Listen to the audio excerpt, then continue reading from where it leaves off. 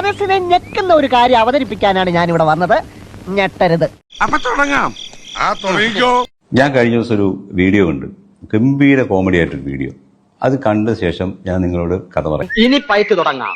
ഇനി റിലീസാൻ പോകുന്ന നമ്മുടെ ലാലേട്ടന്റെ എമ്പുരാന്റെ ആക്ഷൻ രംഗങ്ങൾ ചിത്രീകരിക്കാനായിട്ട് പൃഥ്വിരാജ് യൂസ് ചെയ്ത ക്യാമറയാണ് ഇത്. അതേമ്മേ, ഒരോളം സൃഷ്ടിക്കാൻ തന്നെയാണ് ഈ സദാശിവം വന്നിരിക്കുന്നത്.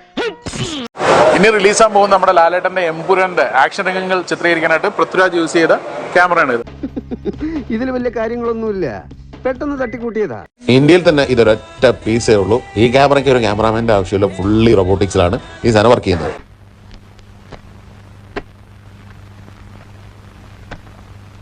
ഇത് ബോട്ട് എന്ന് പറഞ്ഞൊരു എക്യുപ്മെന്റ് ആണ്. എമ്പുരാൻ എന്നുള്ള സിനിമയ്ക്കകത്ത് ഈ സാധനം ഉപയോഗിച്ചിട്ടില്ല. രാമദാസ മോനെ, നീ പറയുന്നത് നീ എത്ര പുളു വേണമെങ്കിലും അടിച്ചോ, പക്ഷെ കേൾക്കുന്നവർ കൂടി ദഹിക്കണം. എനിക്ക് വായി തോന്നുന്ന ക്യാമറ. എമ്പുരാൻ എന്നുള്ള സിനിമയ്ക്കകത്ത് ഈ സാധനം ഉപയോഗിച്ചിട്ടില്ല. എന്നിട്ട് പിന്നെ അങ്ങനെ അതിന്റെ ഡയറക്ടർ എന്ന് പറഞ്ഞാൽ പൃഥ്വിരാജാണ്. അയാളെ ക്യാമറമാൻ അല്ല, ഒരു അഭിനേതാവാണ്, ഒരു സംവിധായകനാണ്. അതൊന്നും എനിക്കറിയാൻ മേല.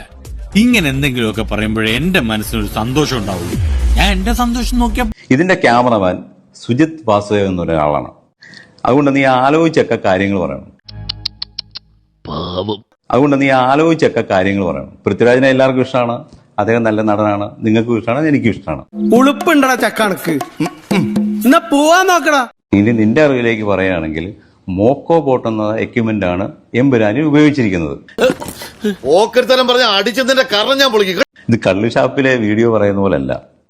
ഗുണ്ടയുടെ ചായയും പന്നിയുടെ രൂപമുള്ള അവൻ എന്റെ കൈ കിട്ടി ചവിട്ടിരിച്ച് ചമ്മന്തിയൊക്കെ ഞാൻ. വിവരമില്ലായ്മ ഒരു കുറ്റമല്ല. അത് ഇങ്ങനെയുള്ള കാര്യം പറയുമ്പോൾ ഒന്ന് ആലോചിച്ച് ശ്രദ്ധിച്ച് ചെയ്യുന്നത് വളരെ നല്ലതാണ്.